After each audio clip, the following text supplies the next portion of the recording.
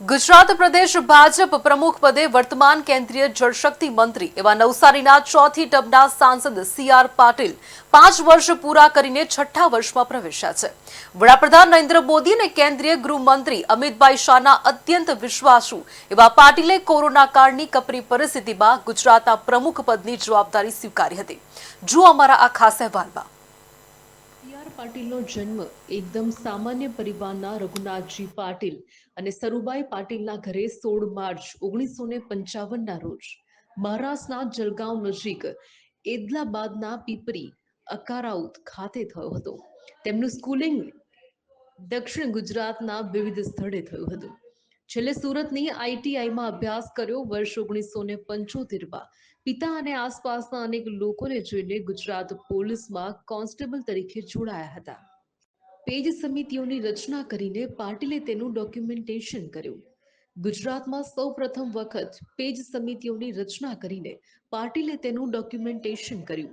સંગઠનને મજબૂત કરવા માટે તેમણે અસંખ્ય વખત જિલ્લાઓના પ્રવાસ ખેડ્યા।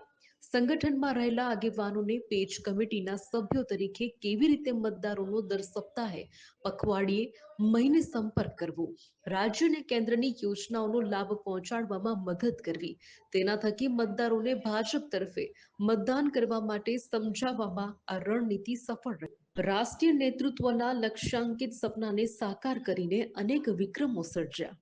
જોકે એ પરિસ્થિતિમાં જ તેમણે કોરોના થવા છતાંય સેવા હી સંગઠન સૂત્ર આપી કાર્યકરોને સક્રિય કરવાની રણનીતિ તૈયાર કરી। ગુજરાતના મુખ્યમંત્રી કાળ વખતે નરેન્દ્ર મોદીએ બૂથ કમિટીઓ અને શક્તિ કેન્દ્રોના પ્રયોગને વધુ માઇક્રો કરીને પાટીલે પેજ કમિટીઓ અને કહી શકાય કે પેજ પ્રમુખોની એવી જાળ ગૂંથી કે પોતાના રાષ્ટ્રીય નેતૃત્વના લક્ષ્યાંકિત સપનાને સાકાર કરીને અનેક વિક્રમો સર્જ્યા। 74 લાખ પેજ સમિતિના સભ્યોને કાર્ડ આપવામાં આવ્યા। કોરોના હોય કે કુદરતી આપત્તિ, સંગઠનને સતત સક્રિય રાખી લોકોની સેવા કરવા પ્રેરિત રહ્યા। 74 લાખ પેજ સમિતિના સભ્યોને કાર્ડ આપવામાં આવ્યા। આ રણનીતિ પંચાયતથી પાર્લામેન્ટની ચૂંટણીઓમાં અમોઘ શસ્ત્ર સાબિત થઈ। ડેટા એનાલિસિસ ટેકનોલોજીને વાસ્તવિક રીતે અમલમાં મૂકવામાં માનનાર પાટીલે સંગઠનના તમામ સ્તરે હવે કાગળના ઉપયોગને નહિવત કરી દીધો છે। બેઠકોમાં હાજરીથી માંડીને વોર્ડ સ્તરે તથા કાર્યક્રમોની જાણકારી પ્રદેશ સ્તરે મોકલવા માટે એપનો જ ઉપયોગ કરવાની શરૂઆત કરાવી છે। વખતો વખત પ્રમુખ પદની જવાબદારીઓમાંથી મુક્ત કરવા વિનંતી કરી ચૂક્યા છે પાટીલ। જોકે લોકસભા 2024ના પરિણામો બાદ પાટીલને પીએમ મોદીએ પોતાની કેન્દ્રીય કેબિનેટમાં મહત્વના જળ શક્તિ મંત્રાલયની જવાબદારી સોંપ્યા પછી વખતો વખત પ્રમુખ પદની જવાબદારીઓમાંથી મુક્ત કરવા વિનંતી કરી ચૂક્યા છે। પરંતુ હજુ એ દિશામાં રાષ્ટ્રીય નેતૃત્વએ હજુ કોઈ આખરી નિર્ણય કર્યો હોય એમ જણાતું નથી। ત્યારે સતત 6 વર્ષ માટે આરસી ફળદુના રેકોર્ડની બરાબરી કરશે કે કેમ તે જોવું રહ્યું। જો વર્ષ 2021થી અત્યાર સુધીની વાત કરીએ તો ગાંધીનગર મહાનગરપાલિકાની ચૂંટણીમાં 44 બેઠકોમાંથી 41 બેઠકો પર ભાજપની જીતના વાવટા લહેરાયા હતા। સ્થાનિક સ્વરાજની ચૂંટણીમાં પણ સી.આર. પાટીલ ભાજપની જીતના ઘડવૈયા સાબિત થયા। ચૂંટણીની જીત માટે માઇક્રો પ્લાનિંગ।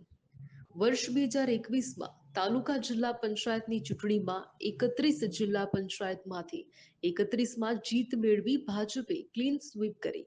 214 તાલુકા પંચાયતમાંથી 196 તાલુકા પંચાયત ભાજપે પોતાના નામ કરી। 75 નગરપાલિકામાંથી 74 નગરપાલિકામાં પણ ભાજપની જીત થઈ। રાજ્યની તમામ 6 મહાનગરપાલિકા પણ ભાજપે જીતી। રાજ્યની 6 મહાનગરપાલિકાની કુલ 576 બેઠકોમાંથી 483 બેઠકો પર ભાજપના ઉમેદવારો જીત્યા। વર્ષ 2022માં યોજાયેલી ગુજરાત વિધાનસભાની ચૂંટણીમાં ભાજપે ઐતિહાસિક જીત મેળવી। વિધાનસભાની 182માંથી 156 બેઠકો પર ભાજપના વાવટા લહેરાયા। સ્થિતિ એ હતી કે આમ આદમી પાર્ટીના 136 અને કોંગ્રેસના 41 ઉમેદવારોની તો ડિપોઝિટ પણ જપ્ત થઈ। ગુજરાતમાં ઇતિહાસમાં કહી શકાય કે કોંગ્રેસની આ સૌથી મોટી હાર હતી। 214માંથી 196 તાલુકા પંચાયત ભાજપને નામ। વર્ષ 2024માં યોજાયેલી લોકસભા ચૂંટણીમાં પણ ભાજપે ગુજરાતની 26માંથી 25 બેઠક પર જીત મેળવી. તાજેતરમાં જ યોજાયેલી નગરપાલિકાની ચૂંટણીમાં 68માંથી 57 નગરપાલિકામાં ભાજપે જીત મેળવી. તો 2 તાલુકા પંચાયત અને 1 જિલ્લા પંચાયત પણ ભાજપે પોતાના નામે કરી. પોતાના પ્રતિસ્પર્ધીઓને ક્યારેય હળવાશથી ન લેતા, જીત થાય પછી માર્જિન વધારવા પર ભાર આપતા, સી.આર. પાટીલ ક્યારેય પગ વાળીને બેસતા નથી. વિજય સભા કે વિજય સરઘસમાં પણ ઉન્માદમાં આવવાને બદલે હજુ વધુ સારું થઈ શકતું હોય તેવી ટકોર કરનાર સી.આર. પાટીલના ભાજપ પ્રદેશ પ્રમુખ પદે 5 વર્ષ પૂરા થઈ રહ્યા છે. પાટીલે કુદરતી આફત સમયે ભાજપ કાર્યકર્તાઓને સેવા સંગઠનનો મંત્ર આપી જનસેવામાં જોડ્યા.